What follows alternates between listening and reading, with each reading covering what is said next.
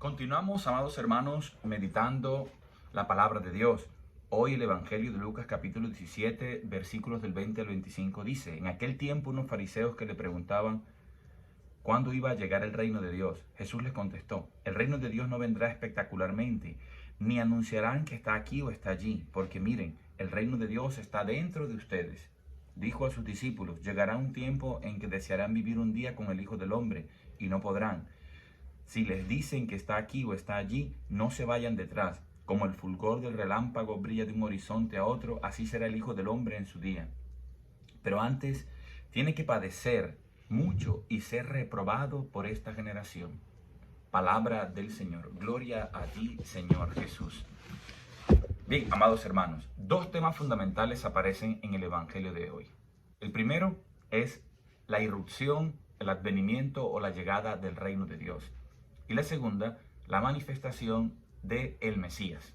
Esos dos temas están escondidos como temas principales en el Evangelio de hoy, que solo leemos una parte hasta el versículo 25, pero si nosotros analizamos más detenidamente, el fragmento completo va desde el versículo 20 hasta el versículo 37. Se lo recomiendo que ustedes lo lean completo y aparece precisamente esa doble temática. Por una parte, Lucas crea un oyente y un espectador ficticio, uno que confronta y se acerca a Jesús. Dice: a una pregunta de los fariseos sobre cuándo iba a llegar el reino de Dios, respondió Jesús.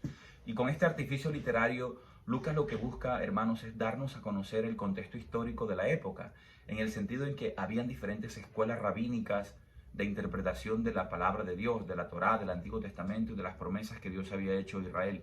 Y Jesús aparece, hermanos, en ese escenario israelita del ambiente intertestamentario, es decir, entre el Antiguo y Nuevo Testamento, el siglo I después de Cristo. Jesús aparece como un rabino más dentro del pueblo de Israel. Y Lucas está usando esta conversación de Jesús con uno de los fariseos, puede que sea un personaje ficticio, para explicar esta temática. ¿Cuál es la visión que trae Jesús de Nazaret acerca de la llegada del reino de Dios y la manifestación del Mesías? Cuando se escribe el Evangelio de Lucas ya han pasado muchos años de la muerte de Cristo. Todos los evangelios se escriben después de la pasión, muerte y resurrección de nuestro Señor Jesucristo. Por eso los evangelios miran el pasado, iluminan el presente y también preparan el futuro.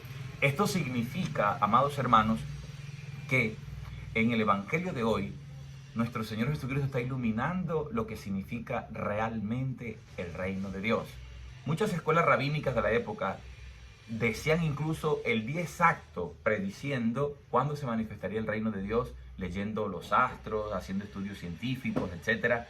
Y querían tener seguridad y certeza de cuándo se iba a manifestar el reino de Dios y por consiguiente también la manifestación del Mesías. Ellos tenían la esperanza de que el reino de Dios era restaurar así como fue el reino de David, donde la teocracia, o sea, el gobierno de Dios sobre la tierra, iba a traer una paz y en este sentido ya iba a erradicar e iba a quitar el yugo opresor de los romanos. Israel a lo largo de la historia ha sido oprimido por diferentes imperios y pueblos más poderosos: los egipcios, los babilonios, los asirios, los persas, los griegos y en el último periodo los romanos. Entonces, ellos tenían la esperanza de que iba a manifestarse un rey humano llamado ese Mesías, que vendría a instaurar el reino de Dios sobre la tierra e iba a quitar el yugo opresor. Esa era la cosmovisión, esa era la expectativa profética y apocalíptica de las escuelas rabínicas. Jesús da una respuesta diferente y dice: no crean que el reino de Dios vendrá de forma espectacular en la manifestación de los astros, ni se podrá decir está aquí o está allí, porque el reino de Dios ya está entre ustedes. Jesús lo que quiere decir es que nadie puede controlar a Dios, nadie puede calcular y decir Dios se va a manifestar así, así, así. Por eso hay que estar atento, hermano, porque ningún ser humano tiene la verdad absoluta sobre Dios. Jesús está poniendo en evidencia este peligro de las autoridades religiosas de la época de los fariseos. Y le está diciendo: miren, ábranse a ver a Dios actuar de otra manera. No en esos signos espectaculares, físicos, externos, sino que Dios obra en el silencio del corazón. Ya el reino de Dios está entre ustedes. Ellos no podían percibir que ese reino de Dios es Jesús mismo, el reino, el rey que quiere venir a reinar en el corazón de cada ser humano, que se va a manifestar de otra manera. Por eso cuando mandan Juan Bautista, los discípulos, a que le pregunten a Jesús si es él o hay que esperar a otro. Díganle a Juan que los ciegos ven, que los sordos escuchan, que los cojos caminan y que el reino de Dios y el evangelio es predicado en medio de los hombres. El reino de Dios estaba ya presente en la persona, en las palabras, en los gestos y en las acciones de Jesús. Solo nos queda esperar el día del Hijo del Hombre. Aquí Lucas utiliza un material que Mateo incluye en su discurso escatológico, pero aquí Lucas no está hablando de la manifestación gloriosa final, la parucía, sino que ya el reino de Dios está obrando en medio del mundo. Eso significa que Lucas establece entonces unas diferentes etapas en este doble discurso, esa temática de fondo que es la manifestación del reino de Dios y la manifestación del Hijo del Hombre como Mesías, Dios y Salvador del mundo entero. Entonces Lucas lo primero que ve es que hubo una preparación de ese reino de Dios y de esa manifestación del Hijo de Dios que culmina en Juan el Bautista. La ley, los profetas y todo el Antiguo Testamento llegó a su plenitud en Juan el Bautista, quien vino a preparar el camino al Señor Jesús. Segundo, Lucas ve ahora una manifestación de ese reino de Dios en la persona de Jesús, cuya vida y mensaje proclaman e inauguran el reino de Dios. En tercer momento, Lucas ve ese reinado de Dios a través del Espíritu Santo que se da en el tiempo de la iglesia, como lo demuestran los hechos de los apóstoles. Y en un cuarto momento, Lucas cree firmemente en la futura y plena manifestación de ese reino en el gran día mesiánico de Cristo, es decir, la parucía final.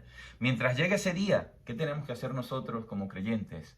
Abrir el corazón y dejar que Jesús venga a reinar en nuestras vidas. Reina en nuestros pensamientos, que muchas veces nos gana la ansiedad, la preocupación, el estrés, tantísimas situaciones de vida que nos llevan a la angustia y desesperación. Hoy Jesús te dice, déjame ser el rey de tus pensamientos. No te voy a quitar nada, te voy a dar todo lo que hace la vida buena, bella y verdadera. En tus palabras, en tu corazón, en tus acciones. Ya el reino de Dios está en medio de nosotros. Que hoy, cuando oremos, podamos pedirle a Dios que su reino venga a nosotros.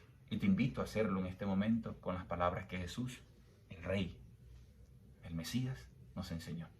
Padre nuestro que estás en el cielo, santificado sea tu nombre. Venga a nosotros tu reino, hágase tu voluntad en la tierra como en el cielo.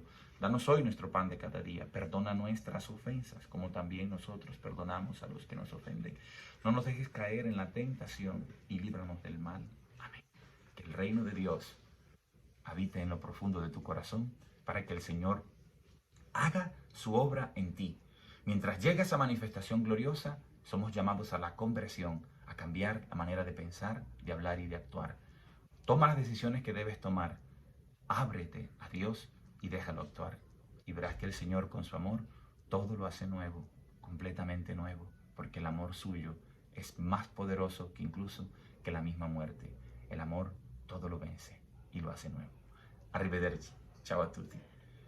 Feliz día para todos mis amados hermanos. En Cristo la vida siempre es más sabrosa. Juanca Mendoza. Chao, chao.